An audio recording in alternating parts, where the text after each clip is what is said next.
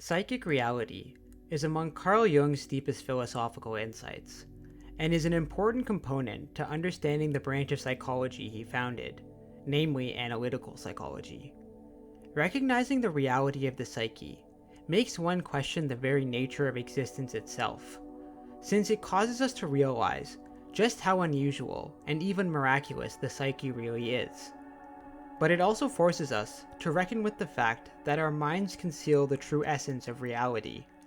The idea of psychic reality has its origins in Cartesian dualism.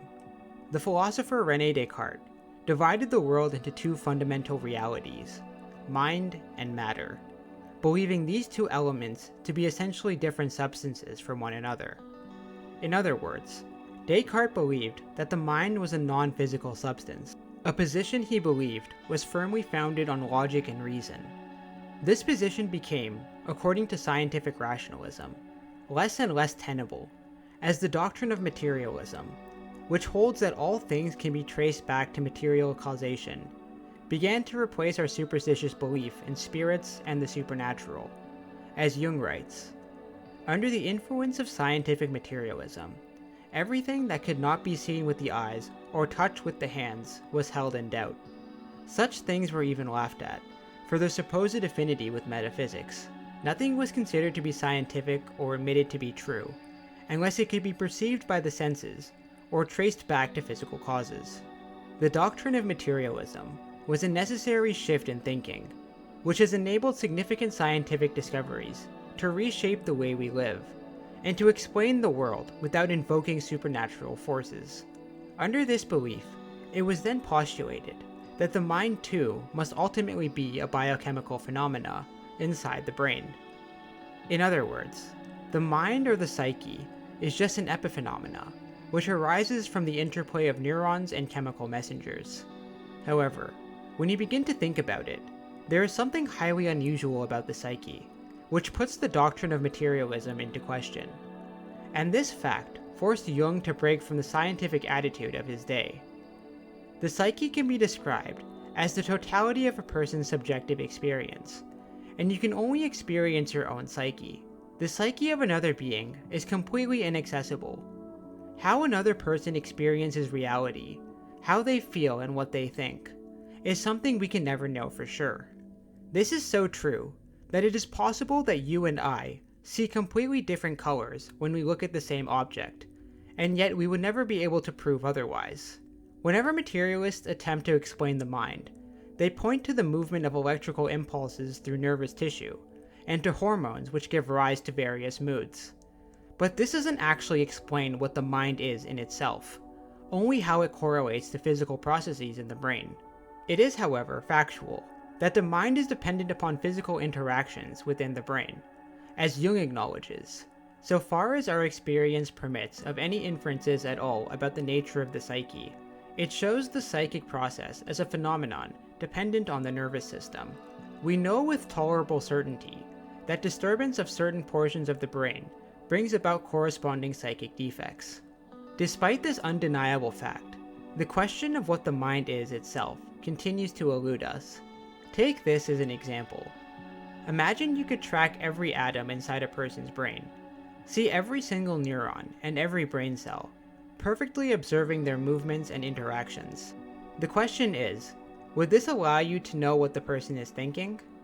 You could see everything happening within their brains, and still have no idea what they are feeling or thinking. In fact, what exactly are thoughts?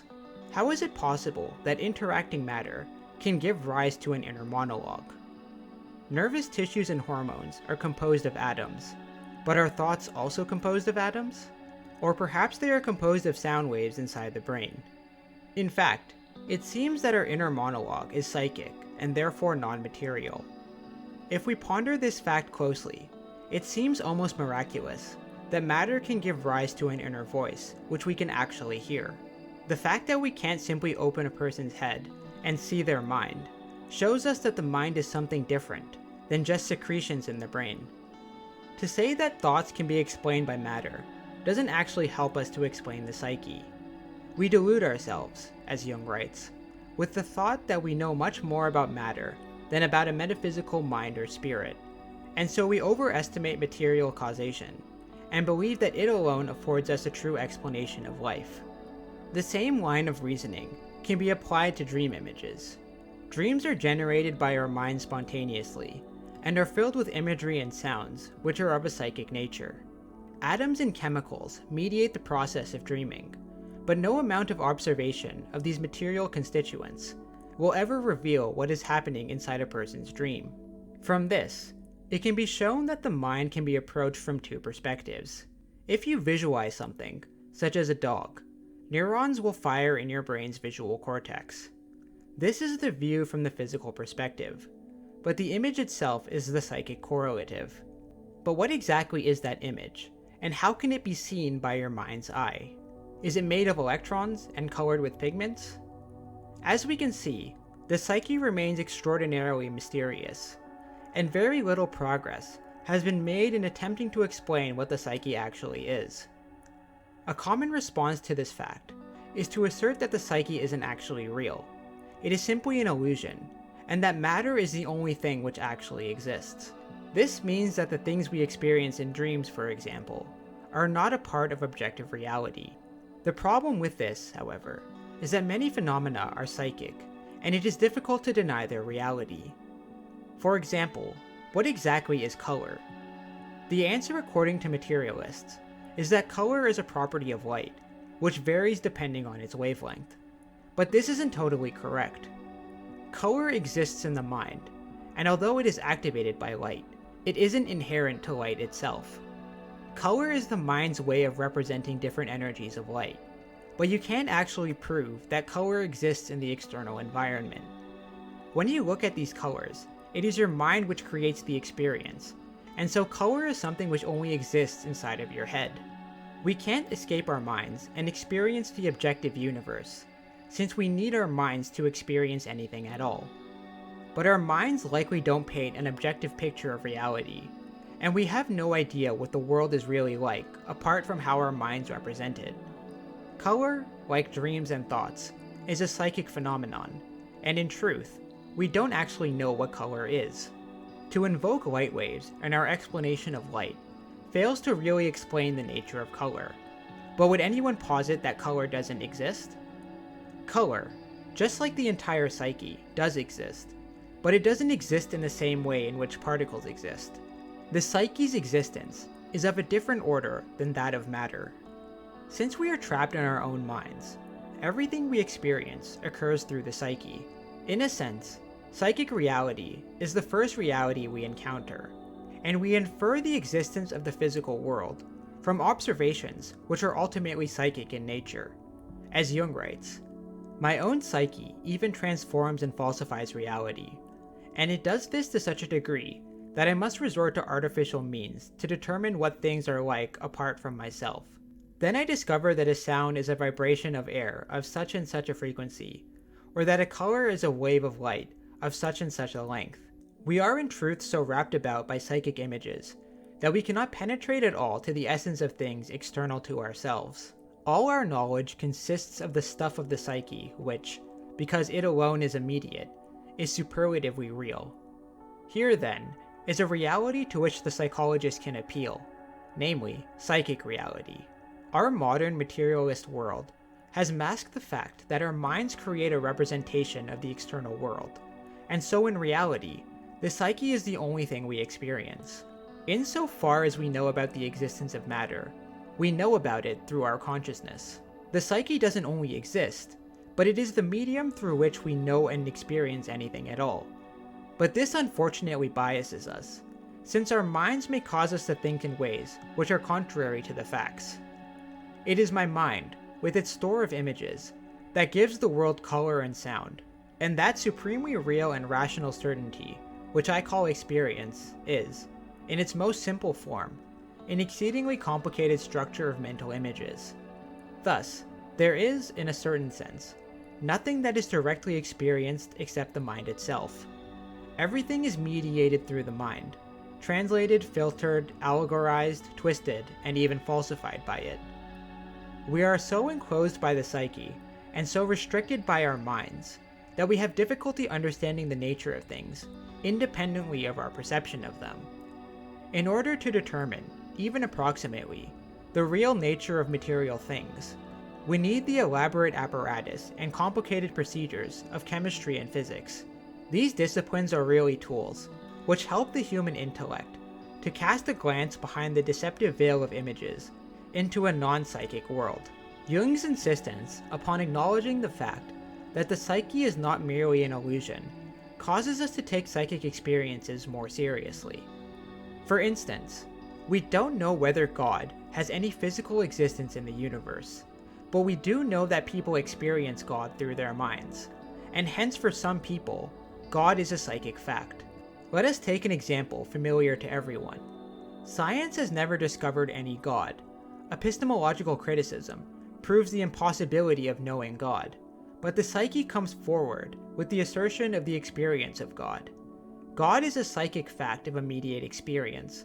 Otherwise, there would have never been any talk of God. Analytical psychology doesn't merely disregard such psychic entities as gods and spirits, but takes them seriously, since they arise from the mind, and probably have a specific function. One incredible example of this is the fact that René Descartes once had a dream where an angel came to him and instructed him of the importance of applying math to his observations. Ironically, this dream led Descartes to develop modern rationalism, the same school which eventually led to materialism, and the dismissal of all things spiritual. From a psychological standpoint, the angel in Descartes' dream came from his unconscious mind in order to help his conscious ego arrive at a new insight. And so although materialism regards such dream entities as illusions, there is psychological value in taking them seriously. Analytical psychology seeks to break through these walls by digging up again the fantasy images of the unconscious, which our rationalism has rejected. These images lie beyond the walls.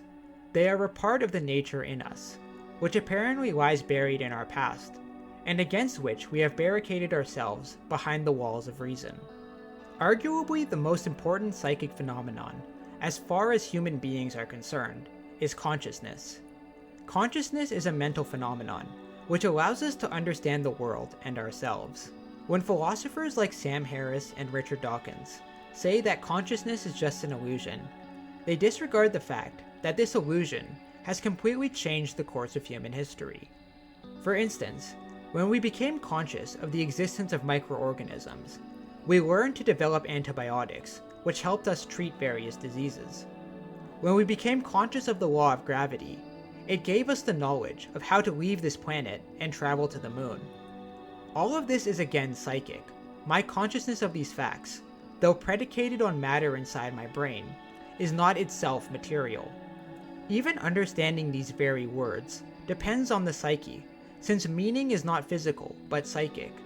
The fact that you know what these words mean relates to a psychic experience, which exists regardless of the matter inside of your brain. Far too little in theory, and almost never in practice, do we remember that consciousness has no direct relation to any material objects. Between the nerve endings of the sense organs and the image that appears in consciousness, there is interpolated an unconscious process which transforms the physical fact of light, for example, into the psychic image of light. But for this complicated and unconscious process of transformation, consciousness could not perceive anything material. Even our understanding of matter originated in the psyche. The standard model of particles and the periodic table of elements are products of the human psyche. In fact, the latter was first seen in a dream by Russian chemist Dmitry Mendeleev, which means that his unconscious psyche gave us the periodic table. Consciousness gives us immense power over the world, and so it is hard to argue that consciousness isn't real. Clearly, consciousness is real, just like matter. Both of these aspects of the universe do exist. This is why it doesn't make sense to suggest that only physical things are real. If the psyche wasn't real, it would have no effect on us. But if I have a comforting thought, this really does have an effect on me. Furthermore, the realm of the imagination can influence the outer world. When a fantasy writer envisions a fictional world, this world only exists in their minds, and yet through writing, they can manifest this world into their pages, and allow other people to experience it. When a creative person imagines a new business or a new invention, there is a psychic process which involves imaginary things, and yet these imaginations can be manifested into reality. None of this would be possible if the psyche were merely an illusion. The Jungian approach to the psyche is unique, since it attempts to study the psyche directly, and treats the psyche as if it were an objective fact. Studying dreams is an attempt to gain access to the psyche, and discern the characteristics of subjective experience. Although studying the psyche is immensely difficult, it is still necessary to do so, since we often don't realize that our minds veil us from the true nature of reality. For example, the mind prefers simple narratives and simple cause and effect chains, which makes us resistant against situations which are complicated and ambiguous. It is also likely that our sense perceptions are only tuned to experience a small sliver of reality, and there is likely more to experience than our sense perceptions allow. So thick and deceptive is this fog about us that we had to invent the exact sciences in order to catch at least a glimmer of the so-called real things of nature. To a naive-minded person, of course, this almost too vivid world will not seem in the least foggy. Psychotherapy is a way to treat the psyche directly, since it involves talking to the patient and interacting with them at the psychic level. To change a person's attitude, you could give them drugs which alter their state of mind, or you could have a reassuring conversation with them, which can have a similar effect. The former approach can be regarded as a way to influence the mind using chemicals, while the latter is an attempt to influence the mind more directly, and both methods do have validity. Materialism is not inherently wrong, however, since our study of the material world has allowed us to unravel the close connection between matter and mind, but materialism cannot be the absolute truth. Things like perceptions, thoughts, imaginations, and hallucinations do really exist apart from matter, and so they must be regarded as real, just as we regard matter as real. This perspective is worth acknowledging, since it is impossible to deny the reality of the psyche.